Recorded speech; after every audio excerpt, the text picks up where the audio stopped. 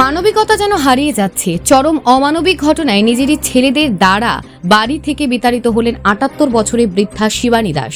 অভিযোগ, মুর্শিদাবাদের কান্দির বাসিন্দা শিবানী দেবীর ছেলেরা তার বাড়ি বিক্রি করে দিয়ে তাকে তাড়িয়ে দেয়। এরপর কেউ বা কারা তাকে তুলে এনে মালদা শহরে ফেলে রেখে যায়। অসহায় বৃদ্ধাকে মালদার রাস্তায় বসে কাঁদতে দেখে সাহায্যের হাত বাড়িয়ে দেন জেলা গ্রন্থাগার সচিব তথা আইনজীবী প্রসেনজিৎ দাস। তিনি আপাতত বৃদ্ধাকে শহরের রামকৃষ্ণ মিশন রোডে অনুভব বৃদ্ধাশ্রমে থাকার ব্যবস্থা করে দেন। শিবানী দেবীর ৩ ছেলে ও ২ মেয়ে রয়েছে, সকলেই সংসারে আছেন, কিন্তু বৃদ্ধা মাকে রাখার মতন মন তাদের নেই। প্রসেনজিৎ বাবু জানিয়েছেন, এই ঘটনায় আইনি ব্যবস্থা নেওয়া হবে। শিবানী দেবীর পক্ষ থেকে আদালতে মামলা দায়ের করা হবে। এই ঘটনায় মালদা ও মুর্শিদাবাদের ব্যাপক চাঞ্চল্য ছড়িয়েছে। সমাজে এই ধরনের অমানবিক ঘটনা কবে বন্ধ হবে? Bureau report, news prime Times.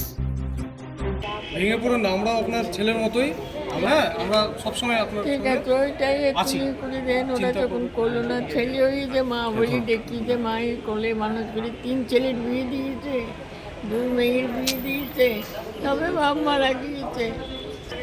খুবই একটা অমানবিক ঘটনা। বাঁধ রোডের উপরে একজন বয়স্ক বৃদ্ধা মহিলাকে কিছু জিনিসপত্র এবং একা পড়ে থাকতে দেখে আমরা গিয়ে তাকে জিজ্ঞাসা করি যে কী ঘটনা ঘটেছে। যতদূর জানতে পারি যে তার বাড়ি মুর্শিদাবাদের কান্দিতে, তার 3টি ছেলে এবং 2 জন মেয়ে আছে। বাবা তার স্বামী মারা গেছেন এবং তাকে তার 3 সন্তানরা বাড়ি থেকে বের করে দিয়েছেন এবং কেউ বা কারা তাদের এই জিনিসপত্র দিয়ে তাকে এই বাঁধ রোডের উপরে ফেলে যায়। আমরা তার কাছ থেকে ঘটনাটা পুরোটা শুনি এবং আমাদের আপাতত তো তাকে কোথাও রাখার ব্যবস্থা করতে হবে, তাই আমাদের শেল্টার ফর হোমলেস সেখানে এনে তাকে রাখার ব্যবস্থা কয়েকদিনের জন্য করলাম এবং আমাদের সহকর্মী যারা আইনজীবীরা আছেন তাদের সাথে কথা বলে maintenance and welfare of senior citizen act 2007 তার ভিত্তিতে আমরা একটা এসডিও কোর্টে মামলা করিয়ে দিচ্ছি।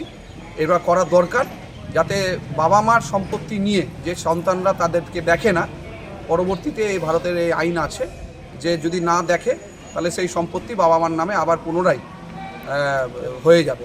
তো সেটা হোক, এই শাস্তিটা তাদের দরকার।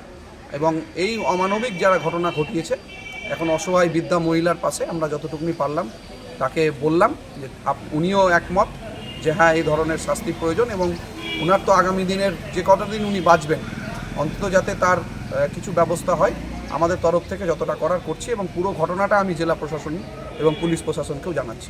কবে উদ্ধার করেছেন ওনাকে? গতকাল রাতে উদ্ধার করেছি।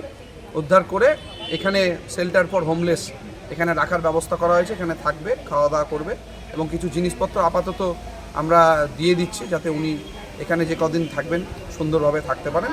এবং আইনি সহযোগিতাটা ওনার বিশেষভাবে দরকার আমার মনে হয়, যাতে ওনার নিজের সম্পত্তি যখন তার নিজের সন্তানরা দেখছেন না, তাহলে যাতে উনি সেই সম্পত্তি ওনার পুনরুদ্ধার হয় এবং উনি যেন ঠিকঠাকভাবে পরবর্তী জীবনযাপন করতে পারেন, অন্তত এটা দরকার। ওনার বাড়ি কোথায়? আমি জানতে পেরেছি ওনার বাড়ি কান্দি, বহরমপুর, মুর্শিদাবাদ। তার 3 ছেলে এবং 2 মেয়ে। একজন মেয়ে সম্ভবত মালদাতেই থাকেন, ওনার কাছ থেকে আমরা শুনলাম। তো এই ভিডিওর মধ্য থেকে যদি তার পরিবারের ছেলে মেয়েদের শুভবুদ্ধির বোধোদয় হয়, আমি এটা আশা করি।